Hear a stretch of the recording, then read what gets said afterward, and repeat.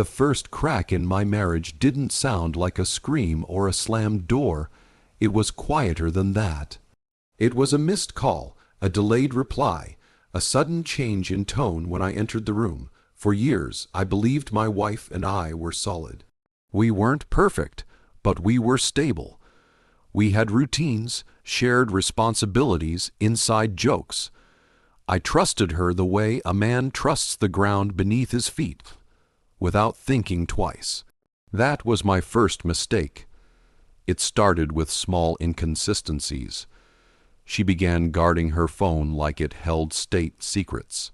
Late, night girls' calls became frequent.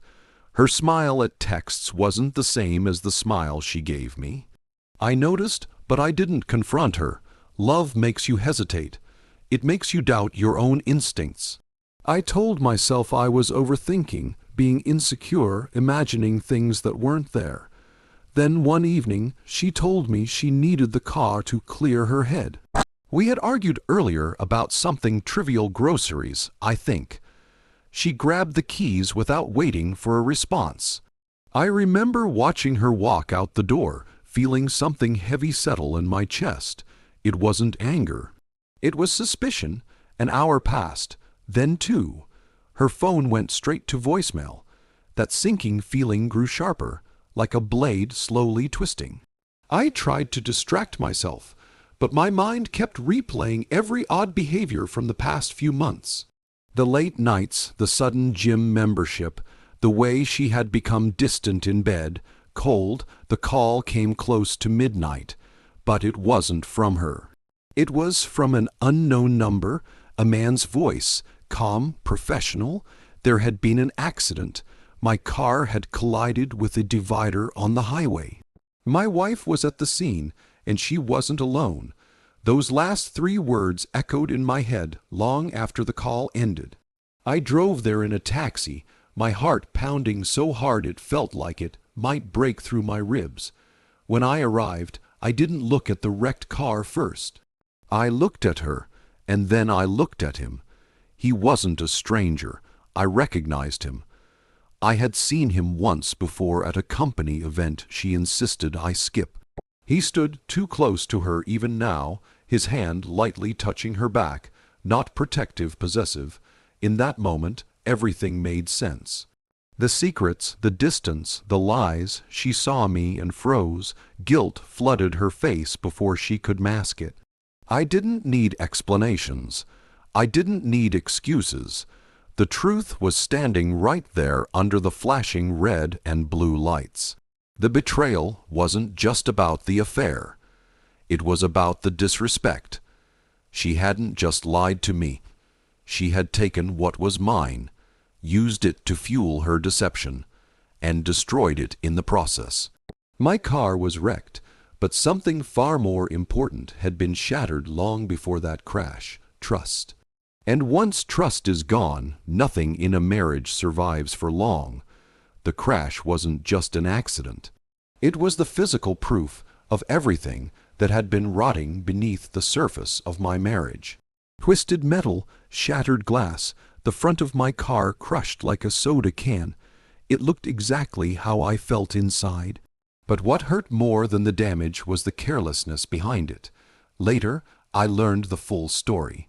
They hadn't been driving carefully. They weren't heading home. They were speeding down the highway after leaving a bar outside the city. Witnesses said the car had been swerving slightly before it slammed into the divider, reckless, distracted, laughing, maybe, living in a fantasy where consequences didn't exist. That's what cut the deepest. It wasn't just betrayal. It was arrogance. They believed they could take what belonged to me, use it for their secret escape, and return like nothing had happened. The car wasn't just metal and an engine.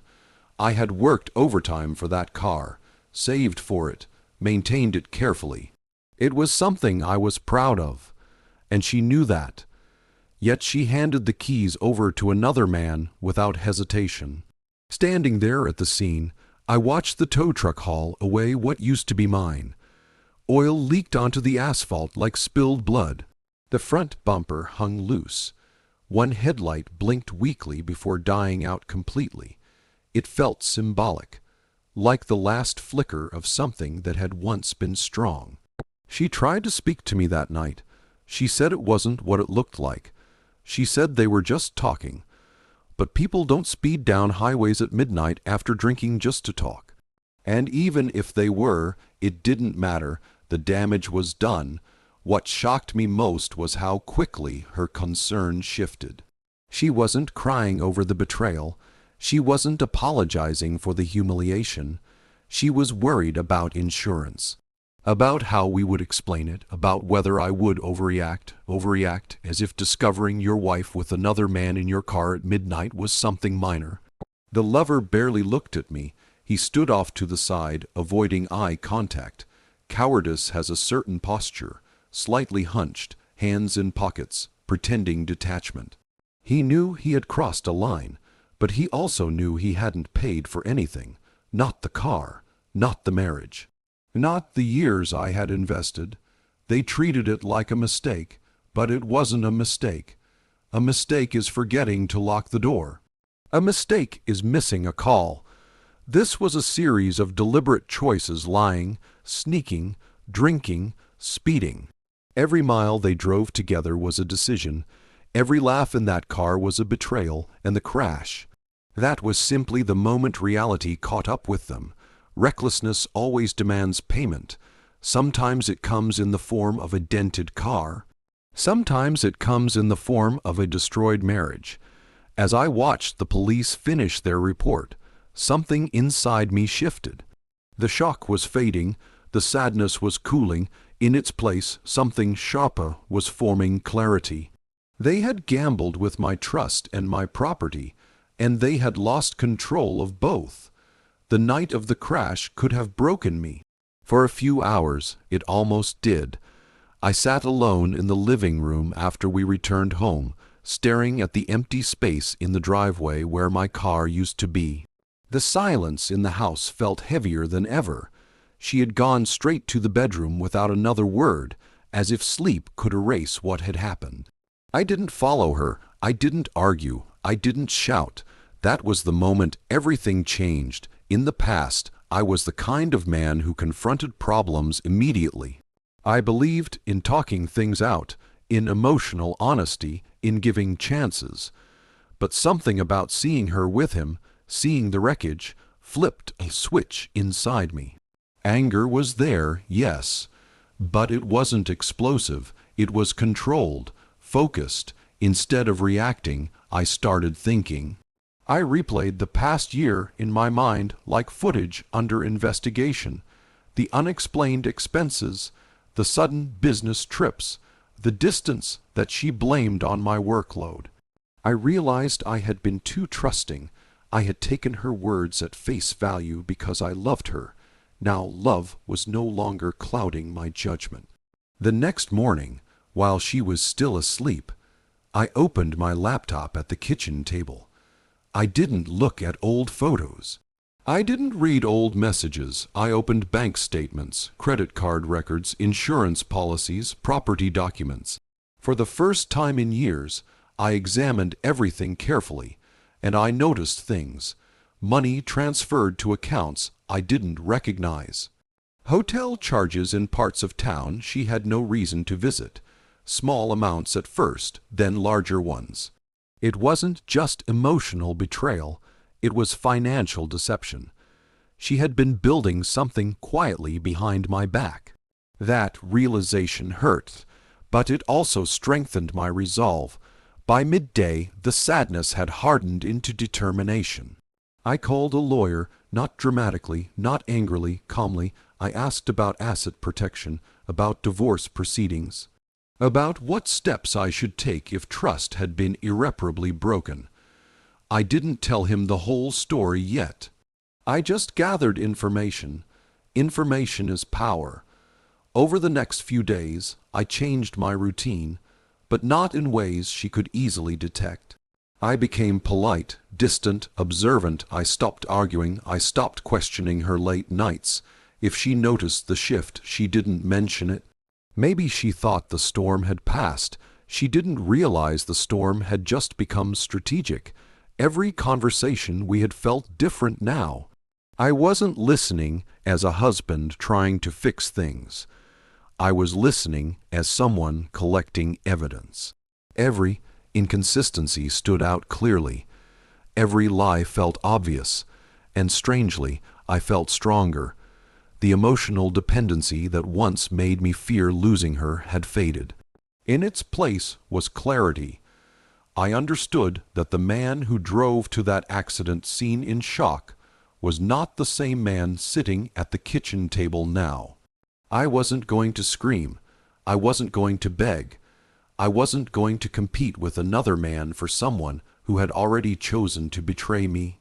If she wanted recklessness, she could have it, but I would respond with precision, and precision always wins in the end. Once my emotions were under control, everything became about timing. I wasn't interested in dramatic confrontations anymore. I wanted results, quiet, undeniable results, the kind that don't require shouting because the outcome speaks for itself. The lawyer and I met twice that week. I laid everything out: financial records, the accident report, the unexplained transactions, even screenshots of messages I had managed to recover from our shared cloud account. He listened carefully, occasionally nodding, occasionally asking sharp questions that made me realize how careless she had been. Affairs thrive on secrecy, but secrecy leaves trails. The first move was simple: protect what was legally mine. I separated our joint accounts, transferring my income into a new account under my name only. It was all done within legal boundaries. No drama, no illegal tricks, just documentation and timing. The lawyer filed preliminary paperwork advising me not to confront her yet. Evidence first, action second. At home, she behaved as if the accident was just an unfortunate incident. She tried to resume normal routines, cooking dinner, making small talk, even suggesting we take a short trip to clear the tension between us. The irony almost made me laugh. A trip, in what car? But I stayed calm, polite, distant. While she slept beside me at night, I felt nothing. Not anger, not love, just clarity. The emotional attachment had dissolved. She was no longer my partner. She was someone who had underestimated me. The second move was stronger. My lawyer uncovered that part of the money she had transferred had been used to support her lover's failing business. That changed everything. It wasn't just infidelity. It was misuse of marital funds. In legal terms, that mattered. We filed for divorce, citing adultery and financial misconduct. She found out when she was served the papers at work. I'll never forget the call. Her voice, shaky and furious, demanding to know what I was doing. She said I was humiliating her, that I was destroying our marriage. I listened quietly and then reminded her I wasn't the one who crashed a car at midnight with another man.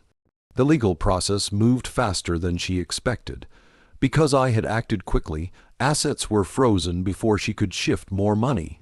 The house was evaluated, investments were reviewed. The evidence of her financial transfers worked heavily in my favor. Her lover disappeared almost immediately. No dramatic confrontation, no heroic defense of their love, just silence. When reality arrived in the form of court documents and financial scrutiny, he stepped back.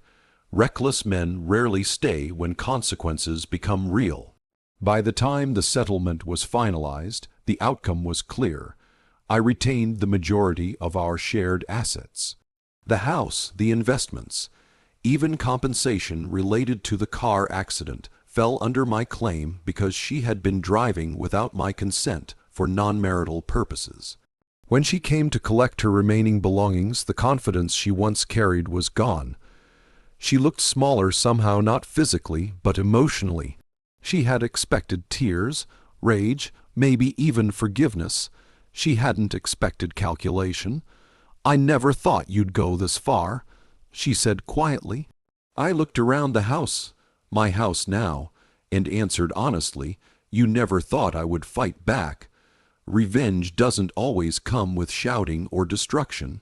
Sometimes it comes in paperwork, signatures, and silence. Sometimes it's measured in assets retained and lessons learned. And when it was over, I hadn't just taken everything material, I had taken back control.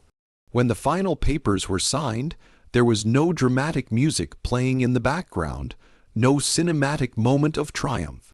Just a quiet courtroom, a judge's steady voice, and the sound of a pen pressing firmly against paper.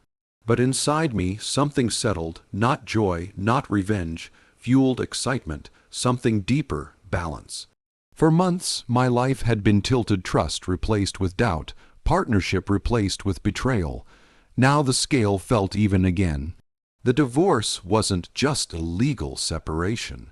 It was the final confirmation that I had regained control of my own narrative. In the weeks that followed, I stayed in the house. The silence felt different now. Before, it had been heavy with suspicion. Now it was peaceful, clean. There were no late night whispers behind locked doors, no hidden messages lighting up screens. Just space to think, breathe, and rebuild. I sold the damaged car for parts and used the insurance payout toward a new one. The first time I drove it home, I didn't feel bitterness. I felt independence. The driveway no longer reminded me of betrayal. It reminded me that I could recover from it. Word traveled as it always does.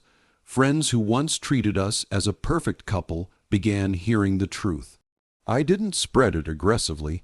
I simply didn't hide it. When asked what happened, I answered calmly and factually. The story carried its own weight. People draw their own conclusions when presented with reality. Her life, from what I heard, became unstable. The lover who once seemed so bold faded out of the picture. Financial strain followed. Reputation followed. Actions have echoes, and those echoes tend to linger. But I didn't obsess over her downfall. That would have meant I was still emotionally tied to the situation. Instead, I focused forward. I reconnected with friends I had neglected. I restarted hobbies I had abandoned. I even began exercising regularly, not out of spite, but because I finally had the mental clarity to care about myself again. The biggest shift wasn't financial or social. It was internal. Before the betrayal, I had defined myself heavily through the marriage. My role as a husband had shaped many of my decisions. When that role collapsed, I was forced to redefine who I was without it. And in that process, I discovered something important. I was stronger alone than I had been in a broken partnership. Justice doesn't always look like punishment. Sometimes it looks like freedom. One evening, months later, I stood outside watching the sunset from my own front yard. The air was still. The sky was streaked with orange and deep purple. For the first time in a long time, I felt light. Not because she had suffered, not because I had won, but because I had chosen dignity over chaos, strategy over rage, growth over bitterness. She had taken my car and crashed it, but in trying to betray me, she revealed her character and strengthened mine. And in the end, the greatest thing I took wasn't money, property, or advantage. It was my power back.